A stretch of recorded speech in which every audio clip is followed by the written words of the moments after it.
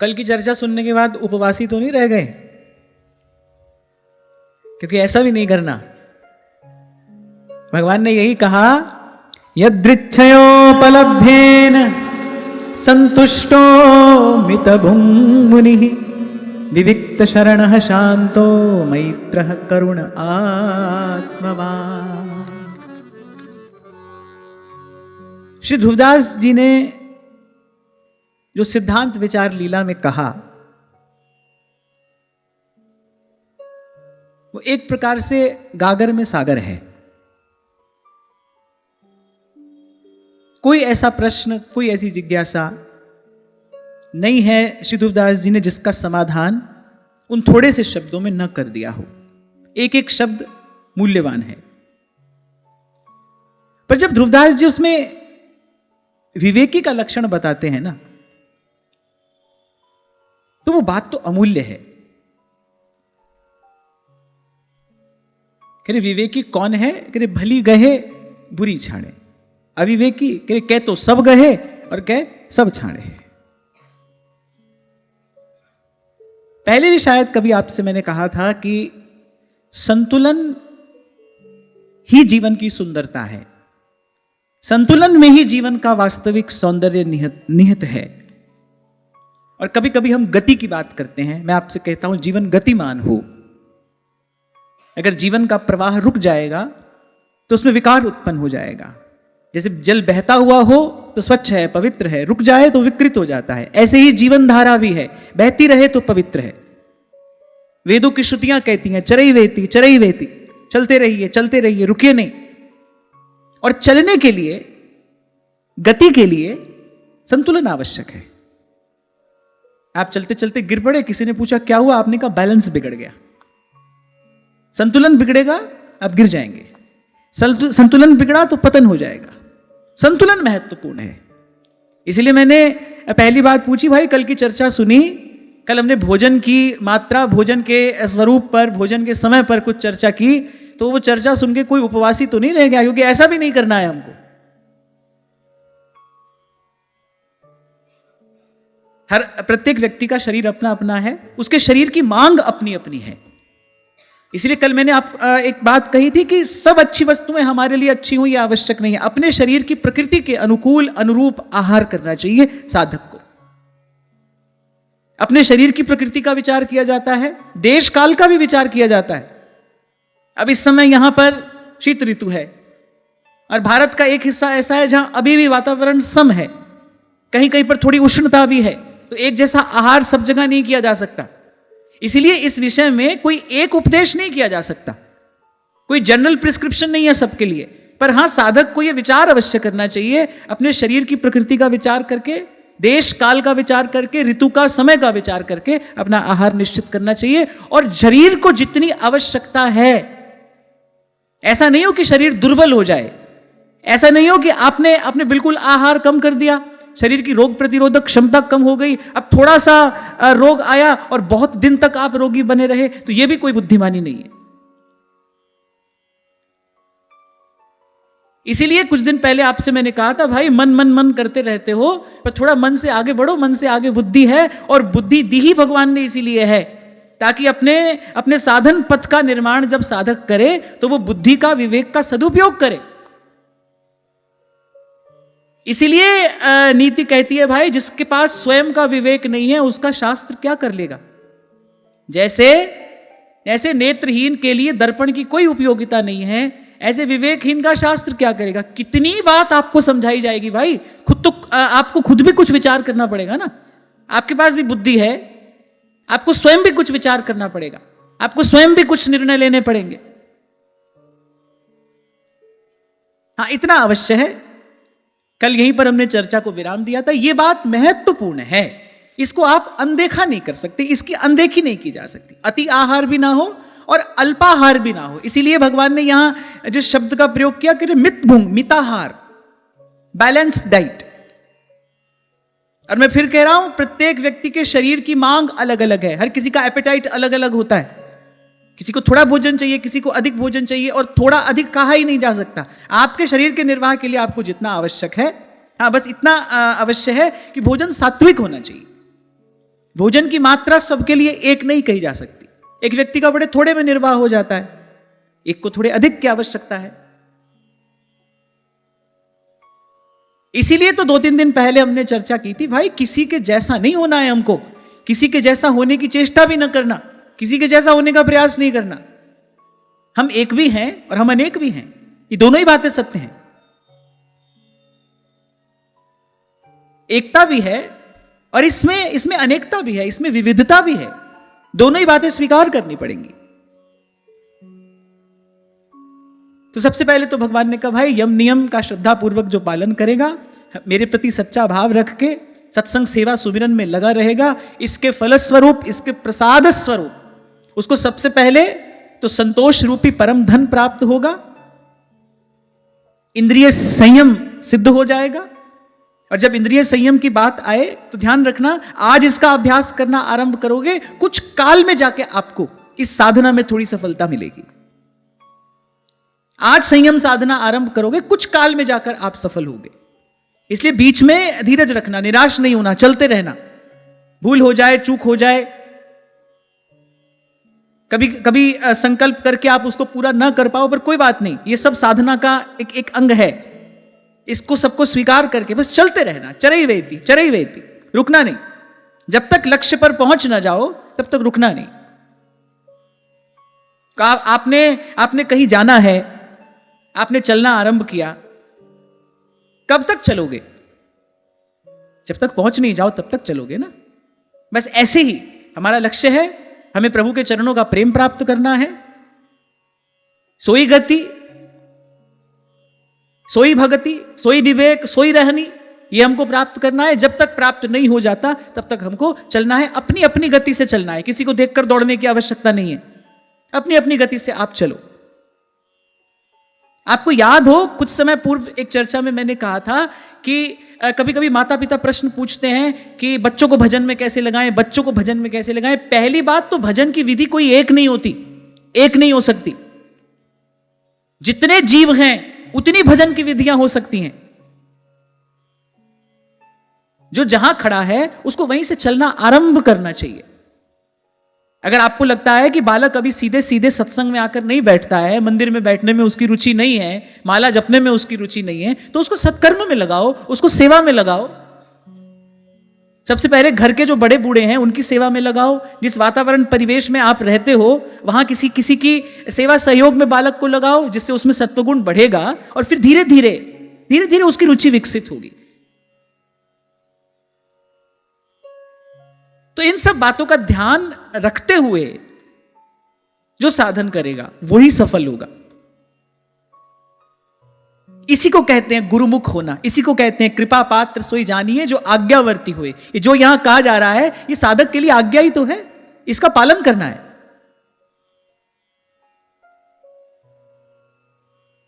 फिर भगवान ने कहा कि फिर एक ऐसी स्थिति आती है उसको एकांत ही प्रिय लगता है।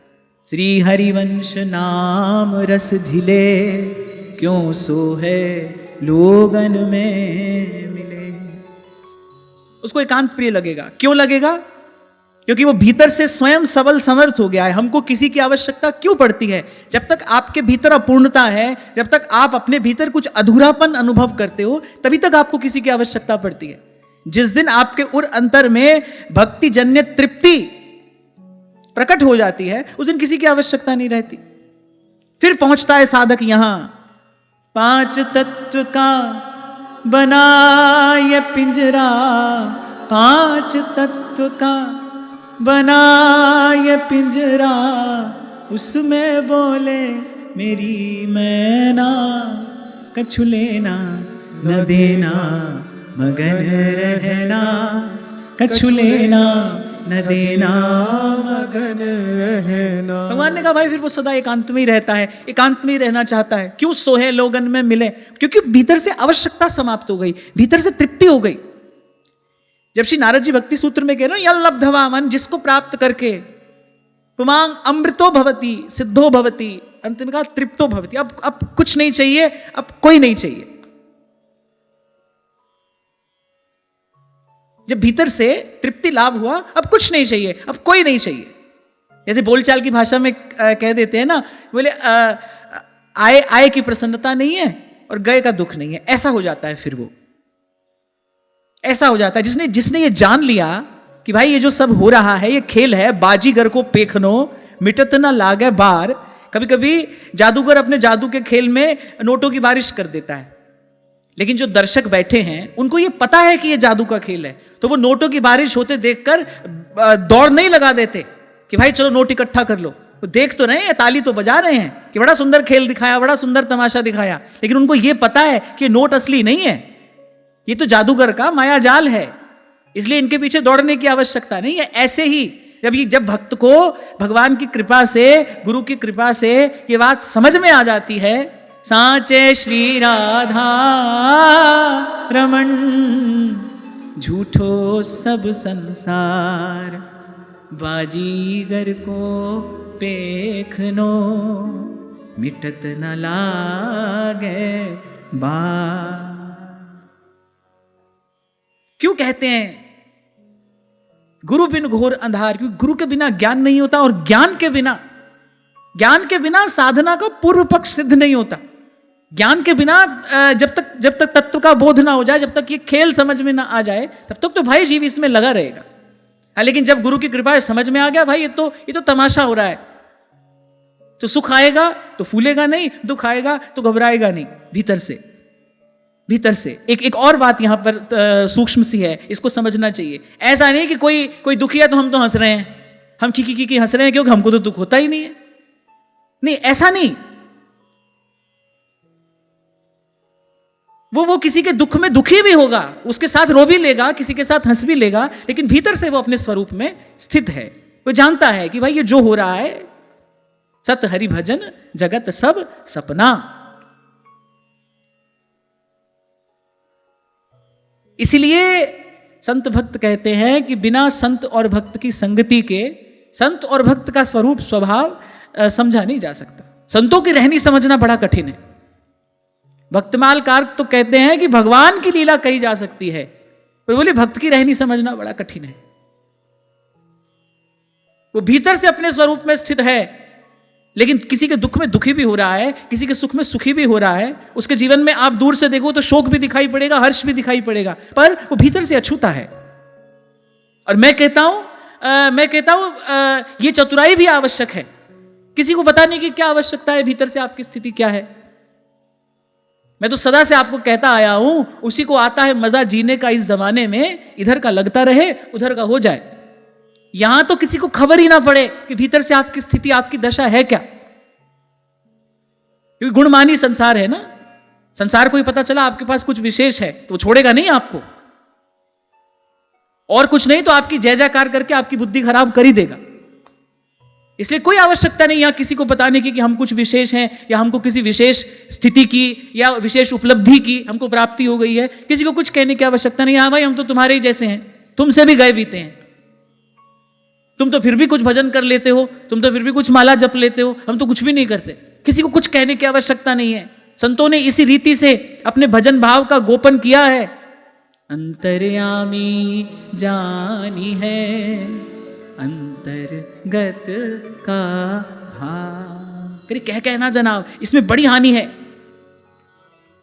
क्योंकि और कुछ हुआ ना हुआ, लेकिन अगर संसार को यह खबर पड़ गई कि आपके पास कोई विशेष वस्तु है, चोर को पता चल जाए कि आपके घर की तिजोरी में कोई अमूल्य रत्न रखा है, बस उसी दिन से उसके दिमाग में खुराफात आरंभ हो जाएगी। वो कुछ ना कुछ प्रयास करेगा, आपकी शांति भंग हो जाएगी।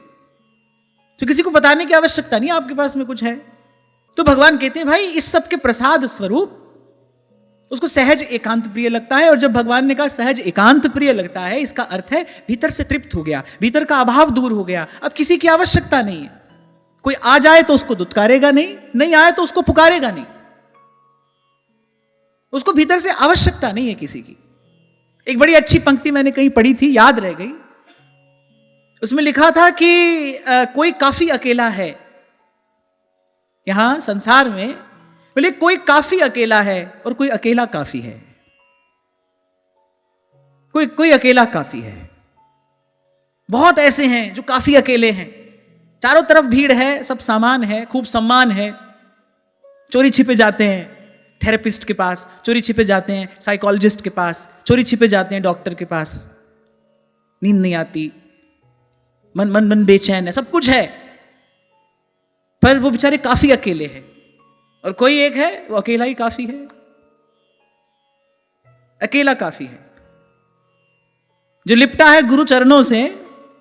गहरी नदियां नाव पुरानी, गहरी नदियां नाव पुरानी, गुरु चरणों से लिपट रहना, गुरु चरणों से लिपट रहना, कछु लेना न देना मगन रहना, कछु लेना न देना मगन रहना।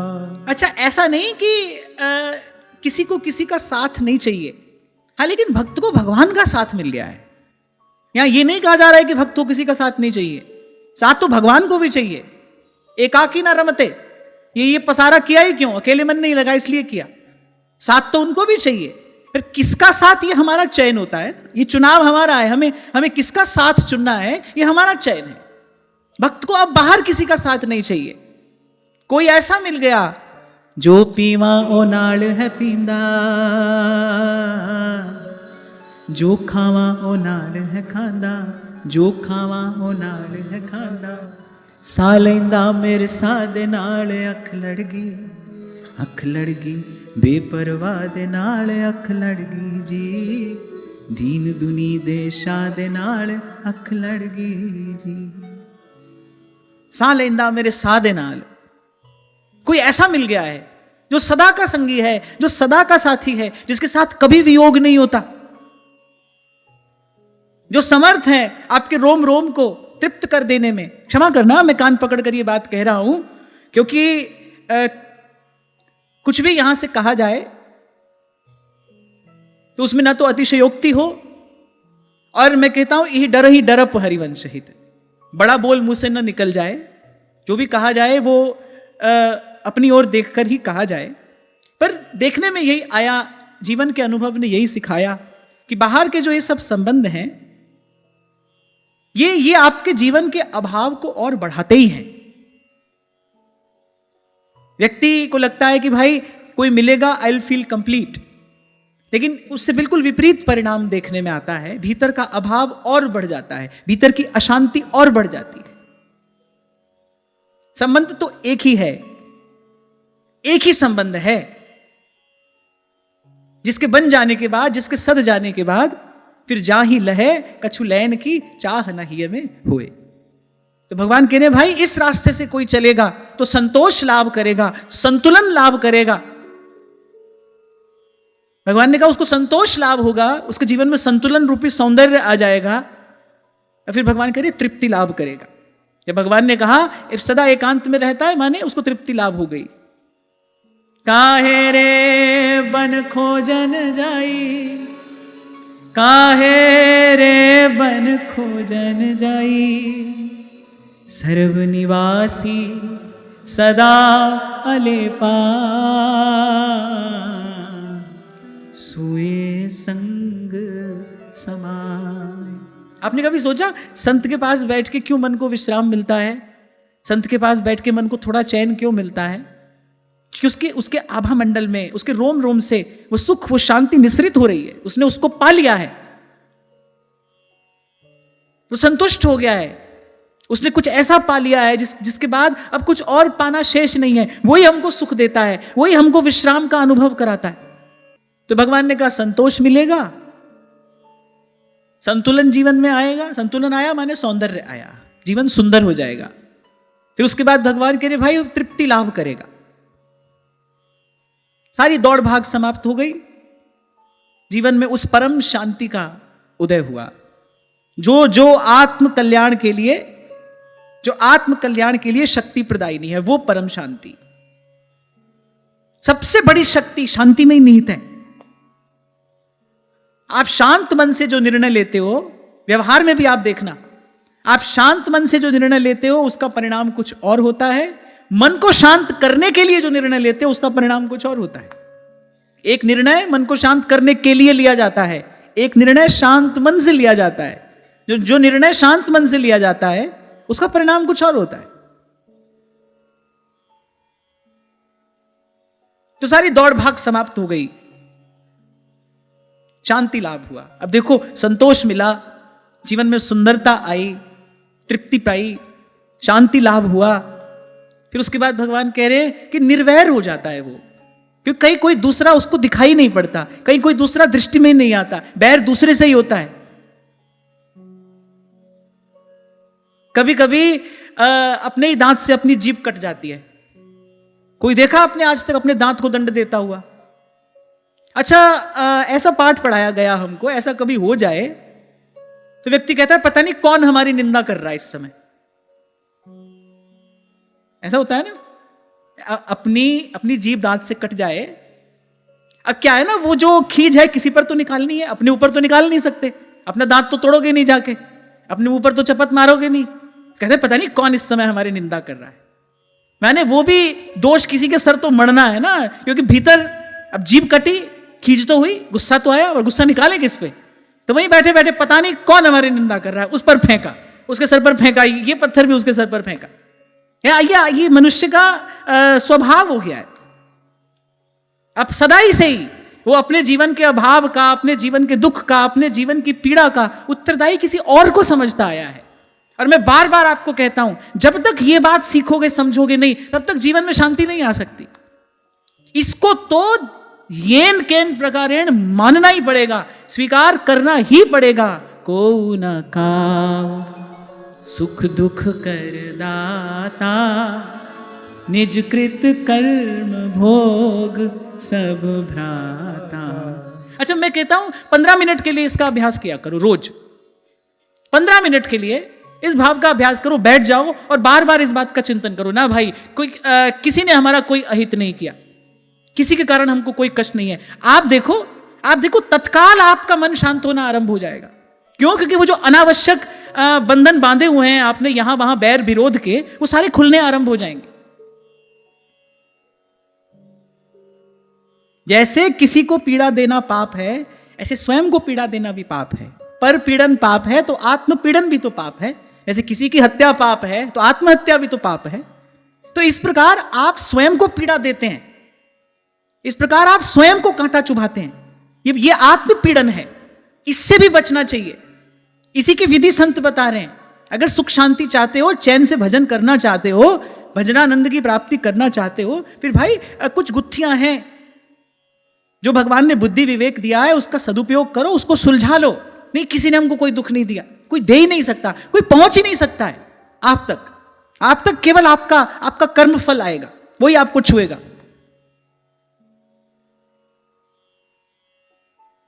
तो खैर चलो, हम तो अपना जीभ और दांतों के पास चलें। हाँ, तो हम अपने आप को तो दंड नहीं देते, क्या करेंगे? तो बस ऐसे ही कुछ बातें व्यवहार से सीख कर समझ कर अपना समाधान करिए। अरे एक बात मैं आपको और कह रहा हूं, 2 दिन पहले मैंने आपसे कहा था, बालक हो, युवान हो कि वृद्ध हो, उसको छत पर जाना है तो प्रयोग तो भाई सीढ़ी का ही करना पड़ेगा, कूद कर तो कोई छत पर नहीं जा सकता। हाँ, ये बात दूसरी है, बालक जल्दी चढ़ जाता है, वृद्ध को थोड़ी देर लगती है। ऐसे ही जिसको वहां तक पहुंचना है, जिसको जीवनोत्कर्ष प्राप्त करना है, उसके लिए रास्ता यही है। ये सीढ़ियां बनाई है भगवान ने, एक एक सोपान पार करना पड़ेगा। अब किसी की पूर्व की यात्रा उज्जवल होगी, किसी का पूर्व का संस्कार भजन का प्रबल होगा, तो वो ये सब काम जल्दी से कर लेगा, किसी को थोड़ी देर लगेगी, पर जाना इसी रास्ते पड़ेगा भाई, जाना इसी रास्ते पड़ेगा। और मैं आपसे कहता हूं कि हम सोचे कि भाई हम तो हित के उपासक हैं, पर हमारे महाप्रभु जी ने उपासना का मंगलाचरण ही यहीं से किया। बोले जब तक ये नहीं करोगे तब तक मति निष्काम नहीं होगी, जब तक मति निष्काम नहीं होगी वृंदावन में विश्राम नहीं मिलेगा। और बोले यहां पर आकर चैन से बैठोगे ही नहीं, फिर भजन कैसे होगा? एक दोहे में महाप्रभु ने बहुत कुछ कह दिया। सब सोहित निष्काम मति, श्री वृंदावन विश्राम, श्री राधा वल्लभ लाल को हृदय ध्यान मुखना। तो भगवान ने कहा विविक्त शरणः शांतो मैत्रः करुण आत्मवान। फिर निर्वैर हो गया, अजात शत्रु, किसी से कोई बैर कोई विरोध नहीं है। अब आपको कोई तो हमसे बैर विरोध रखता है, रखने दो। मैंने आपसे कहा ना कि किसी की सामर्थ्य नहीं है आप तक पहुंचने की। आप तक केवल आपका कर्म फल आएगा और कोई नहीं आ सकता, कुछ नहीं आ सकता। अपनी ओर से कोई आप पर ब्रह्मास्त्र क्यों ना छोड़ दे, लेकिन अगर दैव आपके अनुकूल है तो वह आप तक नहीं आ सकता। और एक और बात, जो अजात शत्रु हो जाता है ना, जो अजात शत्रु हो गया, जिसने वस्तुतः वैर विरोध का त्याग कर दिया, अरे उसके निकट आकर तो क्रोधी से क्रोधी व्यक्ति भी शांत हो जाता है।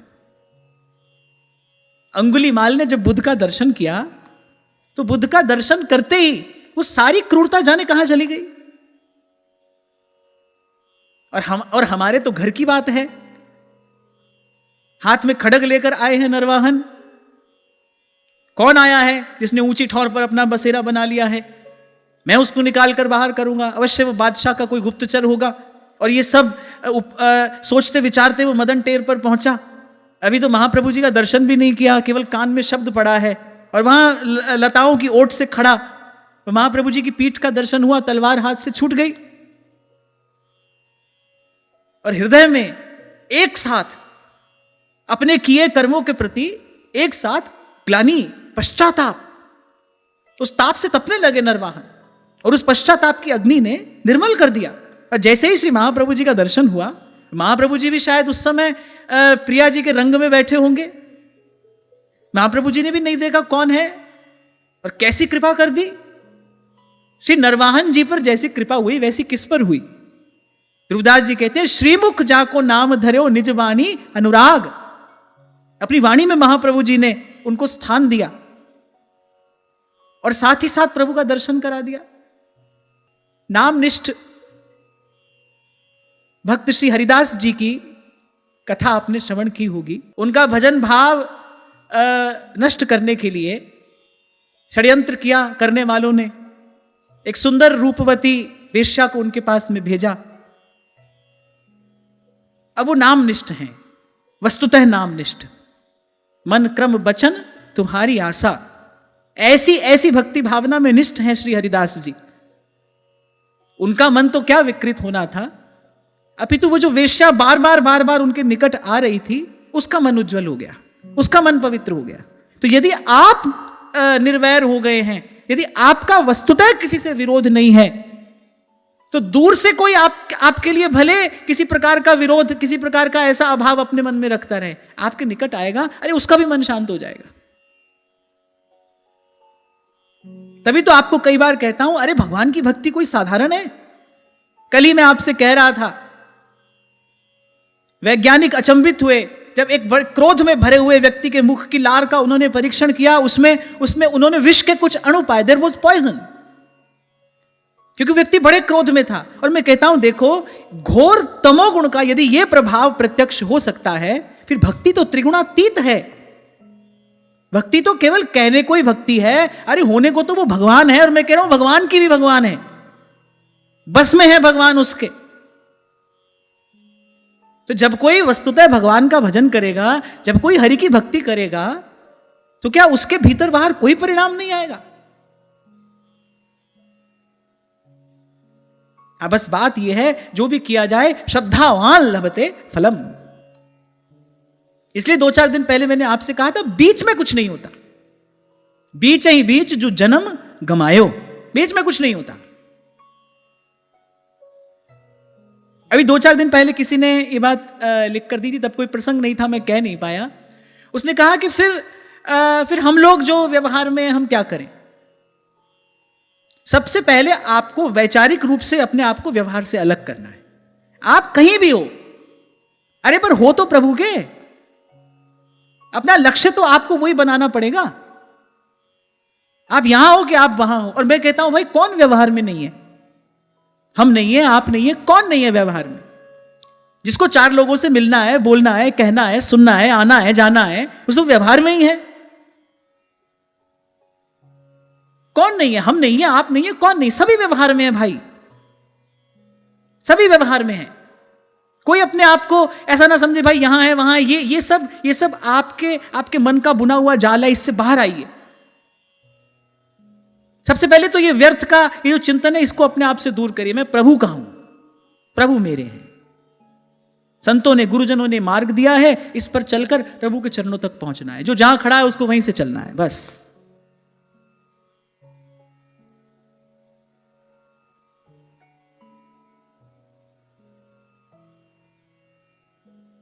तो भगवान ने कहा वो अजात शत्रु हो जाता है, निर्वैर।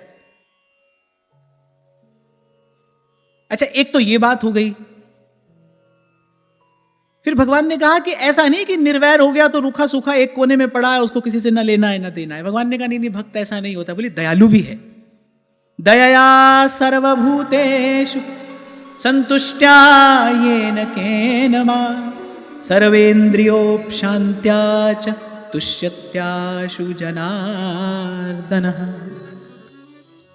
ये दो अलग अलग बातें हैं ना, दो अलग अलग स्थितियां हैं। अब माने एक व्यक्ति कह रहा है भाई हम तो बिल्कुल विरक्त हैं, हमको किसी से कोई लेना देना नहीं, तुम आग में जलकर मर जाओ हमको तो भी लेना देना नहीं। बोले नहीं, भगवान का भक्त ऐसा नहीं होगा। थोड़ी देर पहले मैंने आपसे कहा वो सुख में सुखी भी हो जाएगा, वो दुख में दुखी भी हो जाएगा, भीतर से अपने स्वरूप में स्थित है।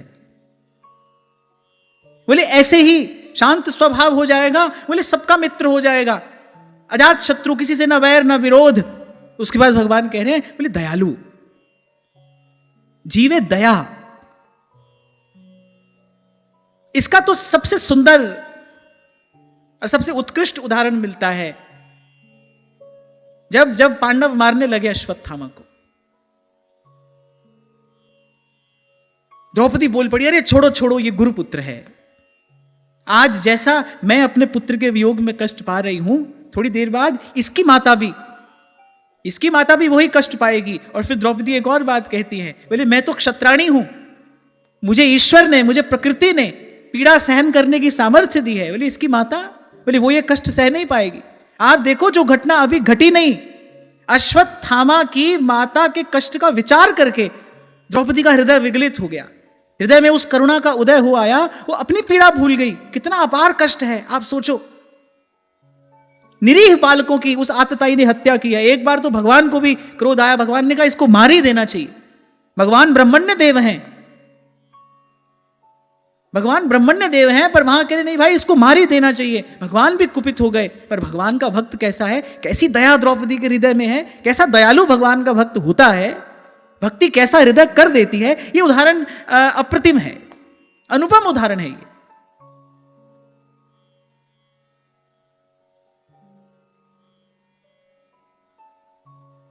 अब ये सब एक प्रकार से कसौटियां हैं अपने आप को परखने के लिए।